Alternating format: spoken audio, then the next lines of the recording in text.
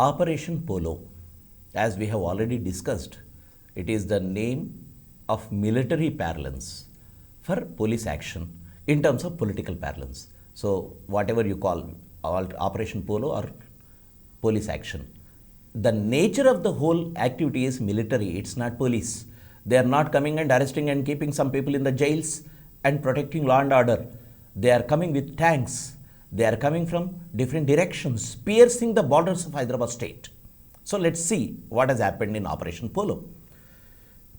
Police action was just a military thing. So automatically we can understand this is a pure military action. So who will lead it?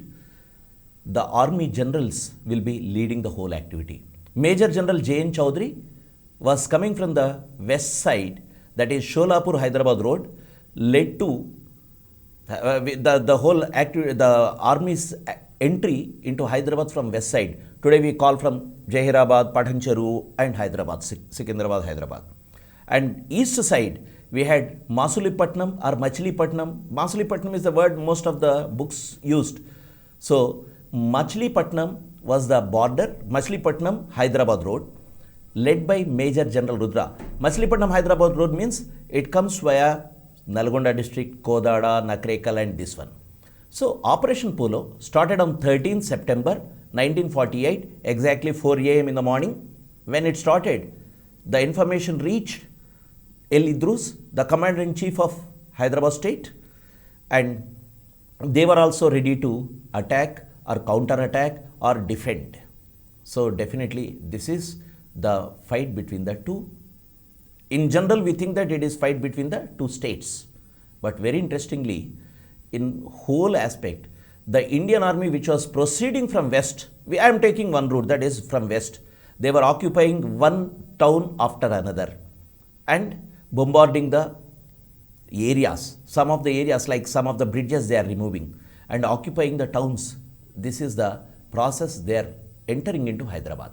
So it started on 13 September, ended on 17 September, and the Indian army has 5 points of entry into Hyderabad state.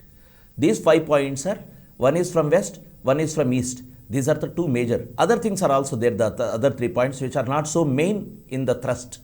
So the whole 2,580 kilometers border of Hyderabad state was pierced through this operation. Major General Rudra was the man who was coming from east, as we have discussed. Chaudhary was coming from west. General Rudra leading from east side, Andhra side. Chaudhary from Bombay side. And when we discuss about Indian Army or Operation Polo, most of us understood and know that only this Indian Army, it was not just Army, it was Air Force Operation 2. Indian Air Force, Army and Indian Air Force both together acted. Airstrips of Hyderabad state bombed like Raichur, Hakimpet, Bidar, Warangal, Adilabad, Aurangabad, all these areas were bombed by Air Force. Why they were bombing the airstrips here? Because Hyderabad state should not get any support from the external force, or Hyderabad state should not have access to the flying of the officers or something from here to there. So they have bombed first, and army is also entering. Tanks used, Sherman tanks, lighter tanks, all these things rolled in. You can see the images in this. And important centers on the west side occupied like Usmanabad, Kalyani, Naldurg, these are the towns occupied. And east side, Munagala, Paragana, the border, actually Munagala is the border between Krishna and Nalgonda. So Munagala Paragana or Munagala area was occupied, and army was stationed at Munagala, Suryapeta, then proceeded towards Nakrekal, and this is happening. And BB Nagar, this is very crucial in Operation Polo. From BB Nagar side means if we think about BB Nagar train route towards Warangal, you have BB Nagar. This BB Nagar route was taken by surprise. Hyderabad army was not expecting the Indian army from BB Nagar side, but the news of BB Nagar, Indian army reaching BB Nagar was a big element of surprise, and that was the fall of Hyderabad state, because BB Nagar is very important. It is just nearby Hyderabad. If army is coming up to BB Nagar railway station, if they enter into Hyderabad state, what would be the fate of the Hyderabad city? there will be a warlike situation. Army will be entering into it if communal rights are breaking, and if army is fighting the civilians, there will be a bloodbath. This was the concern of Hyderabad state, Hyderabad military, Hyderabad government. So that is why when the army has entered, Indian army has entered Bibi Nagar. On the other side, on 17th evening itself, Indian army from west side under Major General Rudra reached the outskirts of Secunderabad.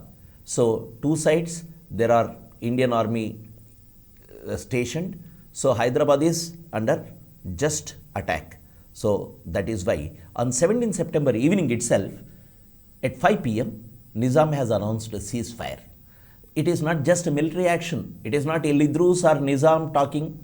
It is Nizam and Munshi is also talking. Munshi is the political representative from center. So all these things are happening in political field and at the same time military field.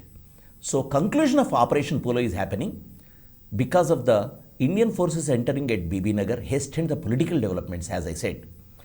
Then, because they know what has happened in Kalyani or Usmanabad or Bidar, there was a serious bloodbath in all these towns when army has entered. We are not going into those details how it has happened, but there was serious violence and many people were killed in all these towns. So to avoid such things to happen in Hyderabad state, Operation Polo was successful and ceasefire happened. So concluding is nothing but the politics.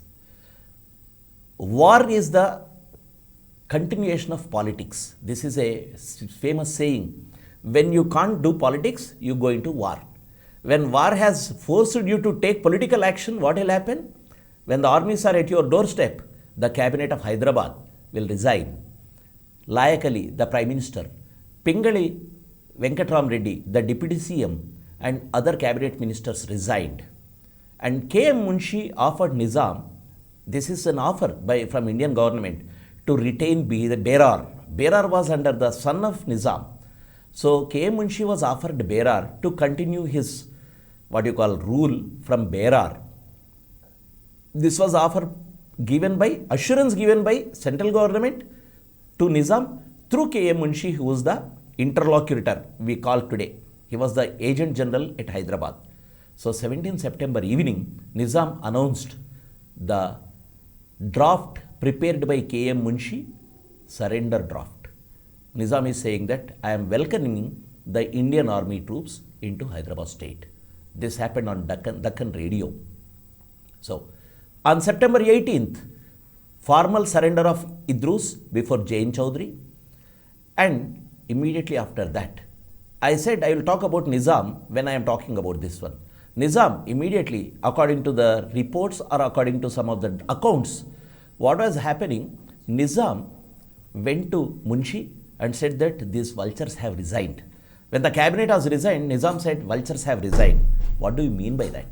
When you say vultures have resigned, Nizam is disowning his own cabinet and trying to make friendship with the new dispensation or K.M. Munshi and saying that I am going to create or I am going to form a new cabinet. And Nizam tried to form a new ministry and went to Chaudhary. And Chaudhary said, nothing doing, no ministry, no new ministry, it's martial law. So declaration of martial law on 18th, and without accepting the proposal of Nizam to form a new cabinet and have a rule. So finally, Munshi was completely disappointed with all these things. Because Munshi is the person who is carrying the message of Nehru and saying that you can continue at Berar and Hyderabad should be given up. So Nizam was also under the impression that he will be continuing. But when General Chaudhary has declared martial law, all these things have gone.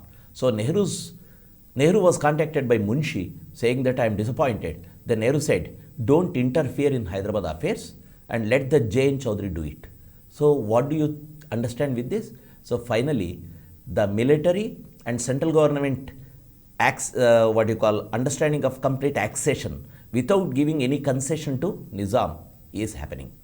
So Jain Chaudhary takes as the military administrator, military governor, and from 19 September 1948 till December 1st, 1949, Jain Chaudhary was at the command. He was controlling the affairs in Hyderabad state. Velodi became the chief minister in 1949, civilian administrator. from December 1st, but effectively from 26 January under Constitution. So, in this meanwhile, Nizam issues an unsigned farman declaring the merger of Hyderabad state with Indian Union. So, who is making the merger declaration? Nizam is making. So, automatically Indian government will not be at fault. So, all these things are political happening in this period. And the end of the rule came in terms of Mir Usman Ali Khan, sworn in as Raj Pramukh, now not the Raja. He is just Raj Pramukh. Raj Pramukh is equivalent to governor. In 1950, he was sworn in as Raj Pramukh, and he continued as Raj Pramukh from till 1956. He got a huge privy purse, means the compensation. All princely states heads got the privy purses based on their income, based on their strength, based on the greatness of their princely state. Nizam was first offered 50 lakh per annum, but Nizam again within 1 month he pursued and finally settled to 1 crore per annum. So 1 crore per annum privy purse, and all the rights on movable, immovable properties of Nizam and his family will be retained, like gold, jewelry, precious stones, and all those things will be retained by Nizam's family, and they will be enjoying the same status in terms of facilities. They will be continued. So this was the proposal of Nizam and accepted by the military government. So Nizam has settled well. But what has happened to the officials? They were under arrest, house arrest for months. Some people fled, some people were arrested. Like Layak Ali was under house arrest for months when he was arrested. When 1948, then this surrender is happening. Immediately, his house was surrounded by all the tanks. For 2 or 3 days, tanks were there. And immediately after that, he was not allowed to move out. And he was under house arrest. And finally, one day he escaped and went to Pakistan. Then Qasim Razi, the leader of Razakars, he was arrested on 19th. On 18th, formal surrender. On 19th, this man, Qasim Razvi, was arrested. And he was tried mainly in 3 cases, means these are the important cases. And he was in jail till 1959. One case was Bibi Nagar dacoity case. The other case was the killing of a famous journalist by his people, Razakars, Shoaibullah Khan. Shoaibullah Khan, a great journalist who was writing against Nizam, was killed by Razakars. So that case. So all the 3 cases, Qasim Razvi was imprisoned. And finally, he was released and he went to Pakistan, died in Pakistan in 1970s. And Razakar organization was banned. Indian troops, after Razakars banned, within 2 or 3 months maximum, not even 3 months, within 2 months, because Nizam got surrendered and there are no other forces to fight Indian Union. So Razakar was not the main issue after the entry of Indian Union's army, but they were still in pursuit of the other rebels, which are communists. Like Indian forces were trying to suppress the communist movement, which is popularly known as Telangana armed struggle in Hyderabad state. Telangana armed struggle is an anti-feudal struggle. Anti-feudal struggle has liberated lot of areas, means 10 lakh acres were liberated from the feudal landlords, 3,000 villages were liberated, and now Indian Union does not want the communist guerrillas to rule the rural scenario. Sardar Patel particularly, he was not happy with communist movement always. He said within some weeks he is going to pluck, or he is going to kill, or he is going to remove all the communists from Telangana state or Hyderabad state. But it did not happen, unfortunately, for Sardar Patel. Even after that, communist movement continued for long. Even armed struggle continued till 52. Though Sardar Patel said within few months, a few weeks, he is going to suppress the communist movement. Indian troops pulled out only after suppressing the communist movement in 1952. 1951, they have declared the stopping of armed struggle and joined the elections. So automatically, there is no question of Indian army fighting the communists, and finally they have pulled out. So this is happening after Operation Polo. This is end of military activity. So what are the casualties? According to J.N. Chowdhury, the military, in his autobiography, he says clearly, 1200 Razakars were killed and wounded, 450 captured, and from army side there are only 10 casualties. Exactly opposite dimension was given by Pandit Sundarlal Committee. Pandit Sundarlal Committee appointed by Nehru says 25,000 to 30,000 Muslims were killed, and many Muslims lost property and left their native towns as the hoodlums, the anarchic fellows or the goons supported by Indian army, because they are not disbanding them, they are attacking Muslims. Indian army was mute spectators or supporters. This is written in the document. They did not stop. So huge number of Muslim families had to leave their places. This is the report of Pandit Sundarlal Committee.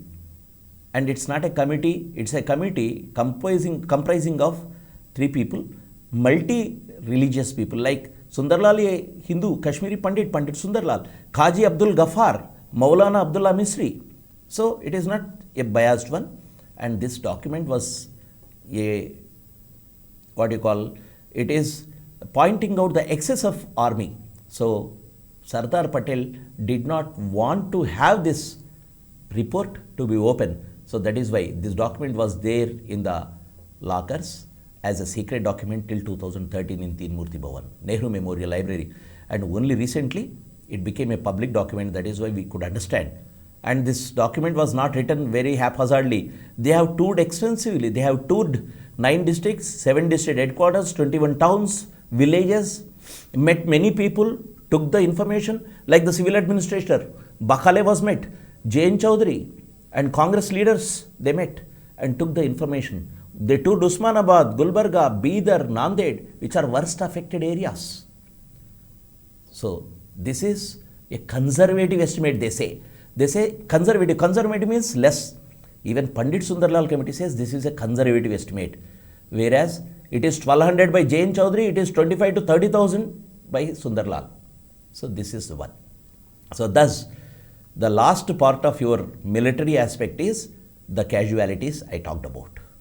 After the military government was established, now forget about the Operation Polo, forget about establishment of merger of Hyderabad state into Indian Union. Now it is part of Indian Union for all purposes.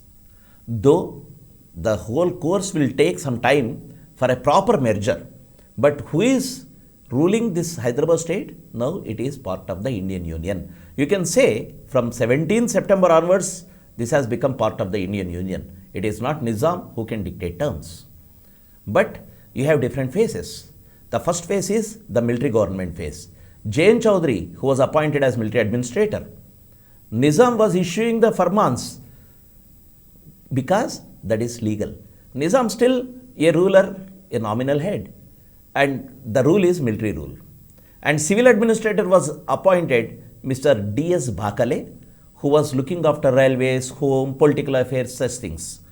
Some ministers were there under the military governor also, like Nawab Yar Jang, Raja Dhonde Raj. All these people were assisting this military rule.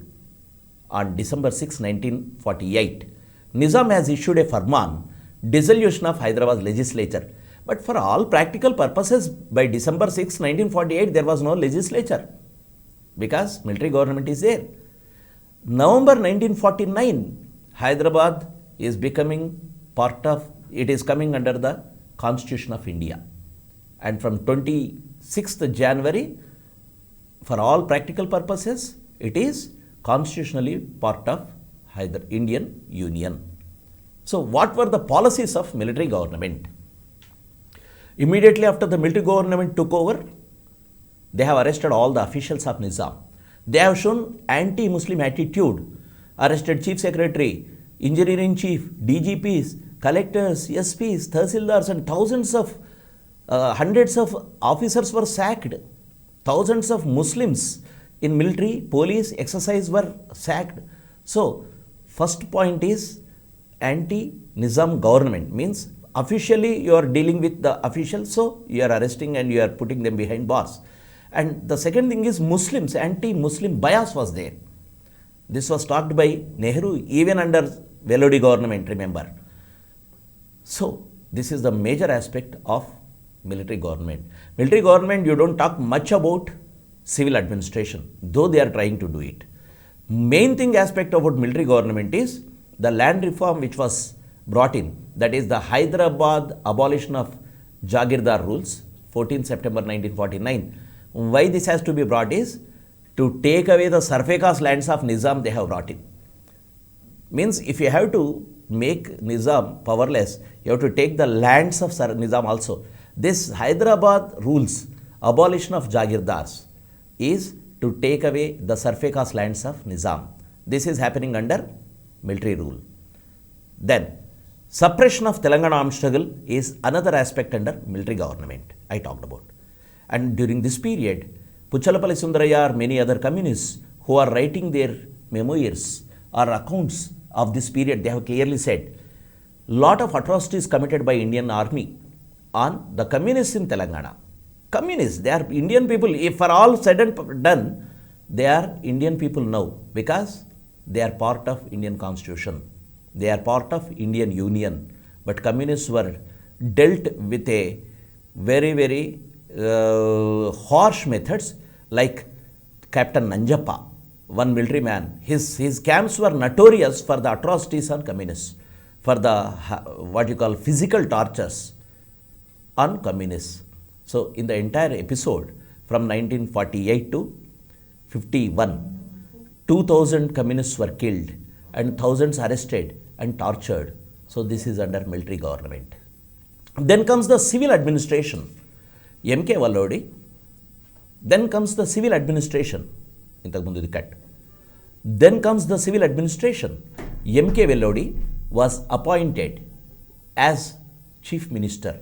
A civilian rule to stop military rule, because there were accusations on military because of their high-handedness, anti-Muslim bias and all these things, the debates in parliament. So finally a civilian government is coming. It was effective from 1st December 1949. So they have formed a cabinet. In that cabinet you can see many people like Nawab Jain Yarjeng, M. Sheshadri, C.V.S. Rao, Burgula Ramakrishna Rao, V.B. Raju, Fulchand Gandhi, Vinayak Rao Vidyalankar, all these people were having their portfolios. But what are the major aspects of the civil government? In both military and civil governments, there was a raw deal for both Muslims and Hindu mulkis. I am saying mulkis. It is not just anti-Muslim bias. Muslims were removed from police, revenue and military. It's one thing. Second thing is appointment into different jobs. Mulkis should be appointed. But both under civil and military, mulkis were not getting jobs. English educated people from Madras, Bombay, Central Province were recruited. Injustice was done because English and Telugu was favored in the place of Urdu. So automatically what you are doing? You are bringing in people who are English educated, are trained by British, are trained in the British India. And second thing is, as I said, anti-Muslim attitude is always there during this period. So military government has amended the 1919 Mulki Farman of Nizam slightly and issued a new thing, Hyderabad Civil Services Regulation Act. But this act is not a big deal because it did not make any justice to mulkis. Anti-Muslim bias was discussed by Nehru also. That is why Nehru wrote a letter to N.G. Iyengar, who was the chief secretary. He said, attitude towards Muslim civil servants is objectionable and with communal bias. This was the thing Nehru was talking about. So finally, if we take the estimates, it is 7,000 to 8,000 non-mulkis were appointed in this entire period. And in the 7,000 to 8,000 non-mulkis, 3,111 were in police, and these people were from Andhra region of Madras province. So what do you understand? By 1950 itself, you can see the influx into Hyderabad state from Andhra. So civil administration and military administration, both done injustice to mulki issue. This is showing upon the Hyderabad state. In 1952, when Burgula Ramakrishna Rao becomes the chief minister, democratically elected, he has to face the first anti-non-mulki agitation or Mulki agitation or Idli Sambar go back movement we call it as. So, Gair Mulkis were asked, and when did the Gair Mulkis settle? This is the period, Velodi and Jain Chaudhary. So, to conclude the civil administration's things, main aspect was establishing a civilian rule in Hyderabad state from feudal and military phase. Actually, till Nizam surrendered, it is a feudal state. After that, it is a military state. So, Velodi's period is the civilian administration. This is respite. Second thing is regaining the developmental phase, because under feudal, last years of Nizam was not so good. It was because Telangana armed struggle was going on. Razakars were there. Nizam was in a hurry to settle as an independent kingdom. And Indian Union is coming up. So all these things did not allow Nizam to think about the developmental aspects which he was thinking before 1940s. So 40s, post 40s, it is completely a different story. So regained the developmental phase in Hyderabad state. That is why when we are talking about the Finance Commission Gorwala Committee report, financially the economic aspect of Hyderabad state was discussed by Gorwala, and this is the phase Gorwala Committee's recommendations are implemented under civilian government, and because of that only again Hyderabad could gain the equilibrium on economic front. So this is one achievement of civilian government. Attempts to dilute some provisions in 1949 Mulki rule is already there. How they have diluted? Knowledge of Telugu is important, Kannada is important, and Marathi is important. This is additional qualification. Once you make this additional qualification, what will happen? The people who are well versed in Telugu from Andhra state are entering into Hyderabad for jobs. This amendment, this what you call making a small dent on the rule, Mulki rules, is very important under civil administration. That is why in 1950 January itself, K.V. Rangareddy, Konna Venkat Rangareddy demanded deadline to limit the appointments of non-Mulkis in Hyderabad state. And he said Mulkis only should be appointed. Mulkis in government jobs. You set a deadline. After that, you will not take any non-Mulki into job. This was the demand of K.V. Rangareddy in 1950. So finally, if we talk about Mulki violations under military and Velodi were the basis for 1950 anti-Mulki agitation. So, to sum up, what has happened between 1947 August 15th to 1952 with the democratically elected government is coming to power, is from feudal to democratically elected state, passing through different stages. One is feudal, then military, then civilian government. Operation Polo was the instrument. In the examination, I am giving all the bits, smaller bits in objective type, but for the, as far as mains is concerned, descriptive answer is concerned, descriptive question is concerned, importance of Operation Polo and merger of Indian Union, merger of Hyderabad state into Indian Union. I repeat, as far as the mains is concerned, the question can be, write a detailed note about the importance of Operation Polo, political happenings during this period of merger with Indian Union, Hyderabad state's merger with Indian Union. This is the exhaustive thing. As TSPSC has said that our mains will be, our questions will be at par with UPSC. It can be not direct, it can be twisted. Like the political happenings of Hyderabad state after India became independent is very crucial in terms of Indian polity. Explain. This, he will not talk about military action. He will not talk about Velodi and all those things, but he'll ask indirectly. So take this as the question. Indirect question or direct question.